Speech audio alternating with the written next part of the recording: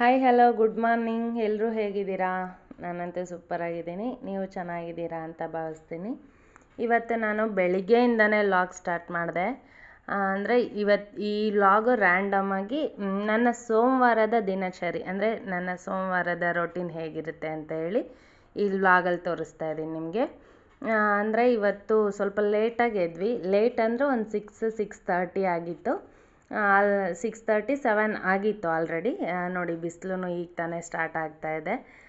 ಲೇಟಾಗಿರೋದ್ರಿಂದ ನಮ್ಮ ಮನೆಯವ್ರಿಗೂ ಡ್ಯೂಟಿಗೆ ಲೇಟ್ ಆಗ್ತಿತ್ತು. ಸ್ನಾನಕ್ಕೆ ಹೀಟ್ರ್ ಹಾಕಿದ್ದೆ ಅವರಿಗೆ. ಅದಕ್ಕೋಸ್ಕರ ನಾನೇ ಇವತ್ತು ಗಾಡಿ ವಾಶ್ ಮಾಡೋಣ ಅಂತ ಹೇಳಿ ವಾಶ್ ಮಾಡ್ತಾಯಿದ್ದೀನಿ. ನೋಡಿ, ಯಾವಾಗಲೂ ಏನು ವಾಶ್ ಮಾಡಲ್ಲ, ಅವಾಗವಾಗ ಅವ್ರಿಗೆ ಸ್ವಲ್ಪ ಟೈಮ್ ಆದಾಗ, ಇಲ್ಲ ಟಯರ್ಡ್ ಆದಾಗ, ಹುಷಾರಿಲ್ಲ ಅಂದಾಗ ಗಾಡಿ ವಾಶ್ ಮಾಡಿಕೊಡ್ತೀನಿ. ನಾವು ಅರ್ಥ ಮಾಡ್ಕೋಬೇಕಲ್ಲ, ನಮಗೋಸ್ಕರನೇ ಹೊರ್ಗಡೆ ಹೋಗಿ ಅಷ್ಟೆಲ್ಲ ದುಡಿತಾರೆ ಅಂದರೆ ನಮ್ಮ ಕೈಲಾಗಿದ್ದು ಹೆಲ್ಪ್ ಮಾಡಬೇಕಲ್ಲ ನಾವು ಮನೇಲಿ. ಅದಕ್ಕೋಸ್ಕರ ಗಾಡಿ ವಾಶ್ ಮಾಡಿಕೊಡೋದು ಆ ಥರದ್ದೆಲ್ಲ ಮಾಡ್ತಾಯಿರ್ತೀನಿ. ಅದರಲ್ಲೂ ನಾನು ಡ್ಯೂಟಿಗೆ ಹೋಗುವಾಗಂತೂ ಇದೆಲ್ಲ ಏನು ಮಾಡ್ಕೊಡೋಕ್ಕಾಗೋದಿಲ್ಲ. ಮನೆ ಕೆಲಸ ಮಾಡಿಕೊಂಡು ತಿಂಡಿ ಮಾಡ್ಕೊಂಡು ಹೋಗೋಷ್ಟೊಳಗೆ ಟೈಮ್ ಆಗಿರುತ್ತೆ. ಅಟ್ಲೀಸ್ಟ್ ಮನೆಗಿದ್ದಾಗಾದರೂ ಒಂದು ಸ್ವಲ್ಪ ಹೆಲ್ಪ್ ಮಾಡೋಣ ಅಂತ ಅಷ್ಟೇ. ಅದರಲ್ಲೂ ನಮ್ಮ ಮನೆ ರೋಡು ಸ್ವಲ್ಪ ಪೀಸ್ಫುಲ್ಲಾಗಿ ಇರುತ್ತೆ, ಚೆನ್ನಾಗಿರುತ್ತೆ. ನಾನು ಗಾಡಿ ತೊಳಿತಾ ಇದ್ದರೆ ನಮ್ಮ ಮನೆಯವ್ರು ಒಳಗೆ ಏನು ಮಾಡ್ತಿದ್ದಾರೆ ನೋಡಿ. ಹೀಟ್ರ್ ಹಾಕಿದ್ದೀನಿ, ತುಂಬ ಮಳ್ತಾ ಇದ್ದಾವೆ ನೀರು, ಅಂದರೆ ಕುದೀತಾ ಇದ್ದಾವೆ. ಬಂದಿದ್ರು ಆಚೆನೇ. ನಾನು ಎಷ್ಟೇ ನೀಟಾಗಿ ಗಾಡಿ ತೊಳೆದ್ರೂ ಅವರಿಗೆ ಅದು ಅಂದರೆ ಒಪ್ಕೊಳ್ಳೋಕ್ಕಾಗಲ್ಲ. ಅದು ಅವ್ರು ತೊಳೆದ್ರೇ ಸಮಾಧಾನ. ಅದಕ್ಕೋಸ್ಕರ ಒಂದು ಸಲ ಗಾಡಿ ಹೇಗೆ ತೊಳೆದಿದ್ದಾಳೆ ಏನು ಅಂತ ಹೇಳಿ ನೋಡೋಕ್ಕೆ ಬಂದರು. ಇನ್ನು ನೋಡಿ, ಈಗ ತಾನೇ ಸನ್ರೈಸ್ ಆಗ್ತಾ ಇದೆ. ಈಗ ಸ್ವಲ್ಪ ಲೇಟಾಗಿ ಬೆಳಗಾಗುತ್ತೆ, ಅಂದರೆ ಒಂದು 6:30 ಹಾಗೆ ಬೆಳಕು ಬರುತ್ತೆ. ಲೇಟಾಗಿ ಕತ್ಲಾಗುತ್ತೆ. ಅದು ಕೂಡ ರಾತ್ರಿ ಸ್ವಲ್ಪ ಕಡಿಮೆ, ಹಗಲು ಜಾಸ್ತಿ ಇರುತ್ತೆ ಇವಾಗ ಈ ಸೀಸನಲ್ಲಿ. ಅದಕ್ಕೋಸ್ಕರ ನಮಗೂ ಬೇಗ ಎದ್ದೇಳಬೇಕು ಅಂತ ಅನಿಸಲ್ಲ. ಅಂದರೆ ಸ್ವಲ್ಪ ಕತ್ಲಿದ್ರೆ ಬಿಡು, ಇನ್ನೂ ಬೆಳಗಾಗಿಲ್ಲ ಅಲ್ಲ, ಇನ್ನೂ ಟೈಮ್ ಇದೆ ಅನಿಸುತ್ತೆ. ಹಾಗೆ ಮಲ್ಕೋತಾನೆ ಇರ್ತೀನಿ. ನಾನಾದರೆ ತುಂಬ ಸೋಮಾರಿ ಆಗಿಬಿಟ್ಟಿದ್ದೀನಿ ಮನೇಲಿ ಸೇರಿಕೊಂಡು. ಆದಷ್ಟು ಎದ್ದೇಳಕ್ಕೆ ಟ್ರೈ ಮಾಡ್ತೀನಿ. ನೋಡಿ, ಹತ್ರ ಬಂದಿದ್ದಾರೆ ಈಗ. ಅಲ್ಲಿ ವಾಶ್ ಮಾಡಿ ಇಲ್ಲಿ ವಾಶ್ ಮಾಡು ಅಂತ ಹೇಳ್ತಾರೆ. ಅವ್ರು ತೊಳೆದ್ರೇ ಅವ್ರಿಗೆ ಗಾಡಿ ಕ್ಲೀನ್ ಅನಿಸೋದು. ಇನ್ನು ಗಾಡಿ ಎಲ್ಲ ವಾಶ್ ಮಾಡಿದ್ದಾಯಿತು, ಮನೆ ಹತ್ರ ಬಂದೆ. ನಮ್ಮ ಮನೇಲಿ ಕೆಲಸ ಇರುತ್ತಲ್ಲ, ಕಸ ಹೊಡೆದು ಹೊರಗಳ್ದು ಎಲ್ಲ ನೀರು ಹಾಕ್ಬಿಟ್ಟು ಹೊಸ್ಲು ತೊಳೆದು ಪೂಜೆ ಮಾಡಿ, ಫಸ್ಟ್ ನಾನು ಎದ್ದ ತಕ್ಷಣ ಇದೇ ಕೆಲಸ ಮಾಡೋದು. ಈ ಕೆಲಸ ಮಾಡಿನೇ ನನ್ನ ದಿನ ಸ್ಟಾರ್ಟ್ ಆಗೋದು. ಇವತ್ತೇನೆಂದರೆ ಅವ್ರಿಗೆ ಲೇಟ್ ಆಗುತ್ತೆ ಅಂತ ಹೇಳ್ಬಿಟ್ಟು ಫಸ್ಟ್ ಗಾಡಿ ತೊಳೆಯೋಕ್ಕೆ ಹೋಗಿದ್ದೆ ಅಷ್ಟೇ. ಫಸ್ಟ್ ಬಾಗಿಲು ತೊಳೆದು ಬಟ್ಟಿಟ್ಟು ರಂಗೋಲಿ ಹಾಕಿ ಹೂವು ಇಟ್ರೇ ನನ್ನ ಮನಸ್ಸಿಗೆ ಒಂದು ಸ್ವಲ್ಪ ನೆಮ್ಮದಿ. ಅಂದರೆ ನನಗೆ ಅಂತಲ್ಲ, ಪ್ರತಿಯೊಂದು ಹೆಣ್ಮಕ್ಳು ಮಾಡೋ ಕೆಲಸ ಇದು, ಬೆಳಗ್ಗೆ ಎದ್ದ ತಕ್ಷಣನೂ. ಅದರಲ್ಲೂ ನನಗೆ ಸ್ವಲ್ಪ ಜಾಸ್ತಿನೇ ನೋಡೋಕ್ಕೆ ಚೆನ್ನಾಗಿ ಕಂಡ್ರೆ ಅಲ್ವಾ ನಮಗೇನಾದರೂ ಕೆಲಸ ಮಾಡೋಕ್ಕೆ ಇಂಟ್ರೆಸ್ಟು. ಏನೂ ಮಾಡಿಲ್ಲ ಅಂದರೆ ಅವತ್ತಿನ ದಿನ ಎಲ್ಲ ಏನೂ ಮಾಡೋಕ್ಕಾಗೋದಿಲ್ಲ ಕೆಲಸನ. ಅಂದರೆ ಸಪ್ಪಗಿರುತ್ತೆ, ಡೇ ಫುಲ್ ಮೂಡ್ ಆಫ್ ಆಗಿರುತ್ತೆ. ಅದಕ್ಕೋಸ್ಕರ ಬೆಳಿಗ್ಗೆನೇ ಎಲ್ಲ ಈ ಥರ ಎಲ್ಲ ಕೆಲಸ ಮಾಡಿಕೊಂಡ್ರೆ ಆ ಡೇ ಫುಲ್ ಪಾಸಿಟಿವ್ ಆಗಿರುತ್ತೆ. ಅದಕ್ಕೋಸ್ಕರ ನಾನು ಬೆಳಗ್ಗೆ ಎದ್ದ ತಕ್ಷಣ ಮೊದಲು ಮಾಡೋ ಕೆಲಸ ಇದೇನೆ. ನಮ್ಮ ಮನೆ ಮುಂದೆ ಅಷ್ಟಾಗಿ ಜಾಗ ಇಲ್ಲ ಅಲ್ವಾ, ಅದಕ್ಕೋಸ್ಕರ ಚಿಕ್ಕದಾಗಿ ಪುಟ್ಟದಾಗಿ ಈ ಥರ ರಂಗೋಲಿ ಬಿಡ್ತೀನಿ. ಇನ್ನೂ ನೀರು ಇರುತ್ತೆ, ಅದೆಲ್ಲ ಏನು ಒರ್ಸೋಕ್ಕೆ ಹೋಗಲ್ಲ, ಗಾಳಿಗೆ ಹಾರ್ಕೊಳ್ಳುತ್ತೆ. ಮತ್ತು ಆಮೇಲೆ ಅದೆಲ್ಲ ಕೆಲಸ ಮುಗಿಸ್ಕೊಂಡು ಇನ್ನು ಒಳಗಡೆ ಹೋಗಬೇಕು. ಅಂದರೆ ಹಾಲು ಕಾಯಿಸ್ಕೊಡ್ಬೇಕು ನಮ್ಮನೆಯವರಿಗೆ, ಕಾಫಿ. ಇನ್ನು ಸ್ಟವ್ ಎಲ್ಲ ನೈಟೇ ಒರೆಸಿಟ್ಟಿದ್ದೆ. ನಾನು ಪಾತ್ರೆ ಎಲ್ಲ ತೊಳೆದ ತಕ್ಷಣ ಹಾಗೆ ಸ್ಟ್ಯಾಂಡಿಗೆ ಇಡೋದಿಲ್ಲ, ಈ ಥರ ಸೈಡಲ್ಲಿ ಗೊಬ್ಬರ ಹಾಕಿರ್ತೀನಿ. ಅಂದರೆ ಅದು ನೀರೆಲ್ಲ ಬಸ್ಕೋಬೇಕು ಅಂತ ಹೇಳಿ. ಸ್ಟ್ಯಾಂಡ್ಗೆ ಹಾಕಿದ್ರೆ ಕಪ್ಪುಗೆ ಕಿಲ್ಪ್ ಥರ ಆಗೋಗ್ಬಿಡುತ್ತೆ. ಅದಕ್ಕೋಸ್ಕರ ನಾನು ಡೈರೆಕ್ಟ್ ತೊಳೆದ ತಕ್ಷಣ ಸ್ಟ್ಯಾಂಡಿಗೆ ಹಾಕಲ್ಲ, ಸೈಡಲ್ಲಿ ಇಟ್ಕೊಂಡಿರ್ತೀನಿ. ಇನ್ನು ಹಾಲು ಕಾಯಿಸಿ ಆದಮೇಲೆ ಲೆವಿಸ್ಟಾ ಕಾಫಿ ಪೌಡರ್ ತಂದಿದೆ. ಅದು ತುಂಬ ಚೆನ್ನಾಗಿ ನೊರೆ ನೋಡಿ ಮೇಲ್ಗಡೆ ಯಾವ ಥರ ಬಂದಿದೆ. ಅದು ಕಾಫಿ ಪೌಡ್ರ್ ಜಾಸ್ತಿ ಏನಾಗಿಲ್ಲ. ಈ ಥರ 2 ಗ್ಲಾಸ್ ತೊಗೊಂಡು ಈ ಥರ ಮಾಗೊಯ್ಕೊಂಡ್ರೆ ಅದು ಕರೆಕ್ಟಾಗೇ ಇರುತ್ತೆ.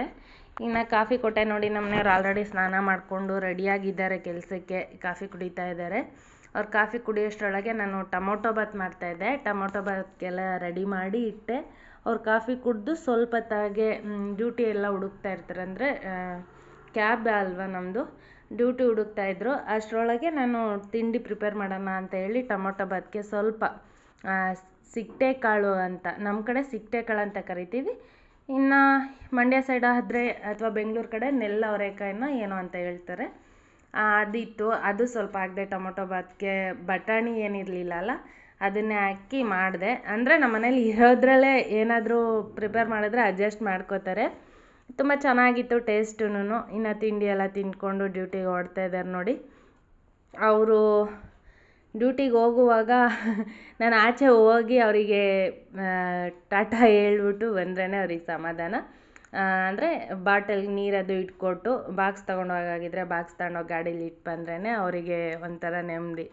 ನಾನು ಒಳಗೆ ಇದ್ದರೆ ಅವ್ರಿಗೆ ಒಂಥರ ಫೀಲ್ ಆಗ್ತಾ ಇರ್ತೈತೆ. ಅದು ಒಂಥರ ನನ್ನದು ಮ್ಯಾರೇಜ್ ಆದಾಗಿಂದನೂ ನಾನು ಕಂಟಿನ್ಯೂ ಮಾಡ್ಕೊಬಂದಿರೋದು ಅದೇ ಥರ. ಇನ್ನು ಅವರು ಡ್ಯೂಟಿಗೆ ಹೋದ್ರು ನೋಡಿ. ಎಲೆ ಎಲ್ಲ ಯಾವ ಥರ ಉದುರ್ತಾ ಇದ್ದಾವೆ ನಮ್ಮ ಮನೆ ಹತ್ರ ಗಿಡದಲ್ಲಿ. ಎಷ್ಟು ಕ್ಲೀನ್ ಮಾಡಿದ್ರೂ ನೋಡಿ ಎಷ್ಟೆಷ್ಟೊಂದು ಕಸ ಬಿದ್ದಿರುತ್ತೆ. ಅಂದರೆ ಇದು ಗಾಳಿಗೆ ಎಲ್ಲ ಫುಲ್ ಒಣಗಿಬಿಟ್ಟು ಉದುರುತ್ತಾ ಇರುತ್ತಲ್ಲ, ಇದೊಂದು ಎಲೆ ಫುಲ್ ಖಾಲಿ ಆಗೋವರೆಗೂ ಉದುರುತ್ತಾನೆ ಇರುತ್ತೆ. ಆಮೇಲೆ ಚಿಗುರು ಸ್ಟಾರ್ಟ್ ಆದಾಗ ಇಷ್ಟೊಂದು ಗಲೀಜೇನು ಇರೋದಿಲ್ಲ. ಇನ್ನು ನಾನು ಮನೆ ಕೆಲಸ ಎಲ್ಲ ಮುಗಿಸ್ಕೊಂಡು ನೆಲ ಅದು ಒರೆಸಿ ಸ್ನಾನ ಮಾಡಿಕೊಂಡು, ಇವತ್ತು ಸೋಮವಾರ ಅಲ್ಲ, ಮನೆ ದೇವ್ರ ವಾರ ಇರೋದ್ರಿಂದ ಎಲ್ಲ ಕೆಲಸನೂ ಬೇಗ ಬೇಗ ಮುಗಿಸ್ಕೊತಾ ಇದ್ದೀನಿ. ನೆನ್ನೆ ಬಟ್ಟೆ ವಾಶ್ ಮಾಡಾಕಿದ್ದೆ, ಅದಕ್ಕೋಸ್ಕರ ಇವತ್ತು ತೊಗೊಂಬಂದು ಬಟ್ಟೆ ಎಲ್ಲ ಮಡ್ಚಿಡ್ತಾ ಇದ್ದೀನಿ. ಅಂದರೆ ಬಿಸಿಲು ತುಂಬ ಇರುತ್ತೆ ಅಲ್ವಾ, ಅದಕ್ಕೋಸ್ಕರ ಬೇಗನೆ ಒಣಗಿರುತ್ತೆ ಬಟ್ಟೆ. ಇನ್ನು ಬಿಸಿಲಲ್ಲೇ ಬಿಟ್ಟರೆ ಇನ್ನು ವೈಟ್ ಆಗಿಬಿಡ್ತವೆ, ಬಟ್ಟೆ ಎಲ್ಲ ಹಾಳಾಗ್ತವೆ. ಅದಕ್ಕೋಸ್ಕರನ ಆರಿದ ತಕ್ಷಣ ಬಟ್ಟೆ ಯಾವಾಗ ಡ್ರೈ ಆಗ್ತಾವೋ ಅವಾಗೆ ತಂದು ಎತ್ತಿಡ್ತೀನಿ ನಾನು. ಇನ್ನು ನಮ್ಮ ಮನೆ ಮುಂದೆ ಹಾಕ್ಕೊಂಡ್ರೆ ಅಷ್ಟೊಂದು ಬಿಸಿಲೇನು ಇರೋದಿಲ್ಲ, ಏಕೆಂದರೆ ಅದು ಒಂದು ಸ್ವಲ್ಪ ಬಿಸಿಲು ಬಡಿಯಲ್ಲ. ನಮ್ಮದು ಓಣಿ ಥರ ಇದೆ ಅಲ್ವಾ, ಅಲ್ಲಿಗೇನು ಬಿಸಿಲು ಬಡಿಯಲ್ಲ. ಟೆರಸ್ ಮೇಲೆ ಹಾಕಿದ್ರೆ ಮಾತ್ರ ಬಿಸಿಲು ತುಂಬ ಇರುತ್ತೆ, ಆವಾಗ ಮಾತ್ರ ಬೇಗ ತಂದು ಮಡ್ಚಿಡ್ತೀನಿ. ಇನ್ನು ಮನೆ ಮುಂದೆ ಇದ್ದರೆ ಅವು ಬೇಗ ಡ್ರೈ ಆಗಿರೋದು ಇಲ್ಲ, ಅದಕ್ಕೋಸ್ಕರ ಅವು ಸ್ವಲ್ಪ ಲೇಟಾಗಿ ಎತ್ತಿಡ್ತೀನಿ.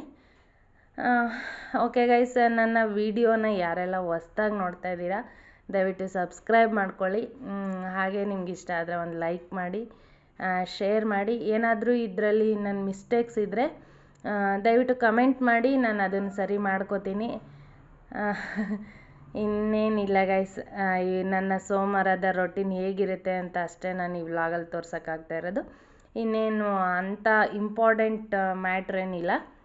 ಬಟ್ ನನ್ನ ದಿನಚರಿ ನಾನು ಹೇಗೆಲ್ಲ ಇರ್ತೀನಿ ಡೈಲಿ ಅಥವಾ ಯಾವ ಥರ ಇರ್ತೀನಿ ಮನೇಲಿ ಅಂತ ಹೇಳಿ ತೋರಿಸ್ತಾ ಇರೋದು ಅಷ್ಟೇ. ಇನ್ನು ಬಟ್ಟೆ ಎಲ್ಲ ಮಡ್ಚಿಟ್ಟಿದ್ದಾಯಿತು. ಪೂಜೆ ಮಾಡಬೇಕು, ಅಂದರೆ ಸೋಮವಾರ ಅಲ್ಲ ಇವತ್ತು, ಪೂಜೆ ಮಾಡೋಣ ಅಂತ ಹೇಳಿ ಎಲ್ಲ ರೆಡಿ ಮಾಡ್ಕೋತಾ ಇದ್ದೆ. ನೋಡಿ ನಮ್ಮದು ಪುಟ್ಟ ದೇವ್ರ ಮನೆ ಇಲ್ಲಿ ಇದು ನಮ್ಮ ಮನೇಲಿ ದೇವ್ರ ಮನೆ ಅಂತ ಏನು ಸಪ್ರೇಟ್ ಇಲ್ಲ, ಇದು ಸೋಕೇಶ್ಗಂತ ಮಾಡಿಸ್ಕೊಂಡಿದ್ದಾರೆ. ನಾನು ಅದರಲ್ಲೇ ಒಂದು ಸೆಂಟ್ರಲ್ಲಿ ಫೋಟೋ ಇಟ್ಬಿಟ್ಟು ಪೂಜೆ ಮಾಡ್ತೀನಿ. ಅಂದರೆ ಈ ಕಡೆ ಸ್ಟ್ಯಾಂಡ್ ಥರ ಇದೆ ಪೂಜೆ ಮಾಡೋದಕ್ಕೆ, ಬಟ್ ಆ ಸ್ಟ್ಯಾಂಡ್ ಮೇಲೆ ಕಳಸ ಎಲ್ಲ ಹಿಡಿಯಲ್ಲ, ವೆಯ್ಟ್ ಜಾಸ್ತಿ ಆಗಿಬಿಡುತ್ತೆ ಅಂತೇಳಿ ಈ ಥರ ಗೂಡಲ್ಲೇ ಮಾಡ್ತೀನಿ ಪೂಜೆನ. ನೋಡಿ ಯಾವ ಥರ ಇದೆ. ದೇವ್ರ ಪೂಜೆ ಮಾಡಿದ್ರೇ ಒಂಥರ ನೆಮ್ಮದಿ. ಎಲ್ಲ ಕಳಸ ದೀಪ ಫೋಟೋ ಎಲ್ಲ ಒರೆಸ್ಬಿಟ್ಟು ಇಟ್ಟರೆ ಒಂಥರ ಚೆನ್ನಾಗಿ ಕಾಣುತ್ತೆ. ಪೂಜೆ ಎಲ್ಲ ಆದಮೇಲೆ ಅಂದರೆ ಒಂಥರ ಪಳ ಅಂತ ಹೊಳಿತಾ ಇರ್ತವೆ. ಗೈಸ್, ಇನ್ನೇನು ಪೂಜೆ ಮುಗೀತು. ನೋಡಿ ಯಾವ ಥರ ಇದೆ ನಮ್ಮ ದೇವ್ರ ಮನೆ. ಒಂಥರ ಗ್ಲೋ ಬಂದಿದೆ, ಕಳ ಅಂತಿದೆ ನೋಡಿ. ನನಗಂತೂ ತುಂಬ ಇಷ್ಟ ಪೂಜೆ ಮಾಡೋದು ಅಂದರೆ. ಒಂಥರ ಪಾಸಿಟಿವ್ ವೈಬ್ ಕ್ರಿಯೇಟ್ ಆಗುತ್ತೆ ನನಗೆ ಪೂಜೆ ಮಾಡಿದ್ರೆ. ನೆಗೆಟಿವ್ ಎನರ್ಜಿ ಎಲ್ಲ ಹೋಗ್ಬಿಟ್ಟು ಆಟೋಮೆಟಿಕ್ಕಾಗಿ ಪಾಸಿಟಿವ್ ಆಗಿರ್ತೀನಿ ನಾನಂತೂ. ಪೂಜೆ ಮಾಡೋದು ಅಂದ್ರೇ ತುಂಬ ಇಷ್ಟ. ಹಾಗಾಗಿ ನಾನು ವಾರಗಳು ಯಾವತ್ತೂ ಮಿಸ್ ಮಾಡಲ್ಲ. ಮನೆ ದೇವ್ರ ವಾರ ಯಾವಾಗಿರುತ್ತೋ ಎಲ್ಲ ಟೈಮಲ್ಲೂ ಪೂಜೆ ಮಾಡ್ತೀನಿ. ಅಂದರೆ ಸೋಮವಾರ, ಶುಕ್ರವಾರ, ಶನಿವಾರ ಅಂತೂ ಮಿಸ್ ಮಾಡಲ್ಲ. ಇನ್ನು ಖಾಲಿ ಟೈಮಲ್ಲೂ ಮಾಡಬೇಕು ಅನಿಸಿದ್ರೆ ಮಾಡ್ತೀನಿ. ಈ ಥರ ಪೂಜೆ ಮಾಡೋದ್ರಿಂದ ಪಾಸಿಟಿವ್ ಆಗಿರ್ತೀನಿ. ಮೇಯ್ನ್ಲಿ ನಾನು ಪಾಸಿಟಿವ್ ಆಗಿರ್ತೀನಿ, ಹಾಗಾಗಿ ಪೂಜೆ ಮಾಡ್ತಾ ಇರ್ತೀನಿ. ತುಂಬಾ ಇಷ್ಟ ನನಗೆ.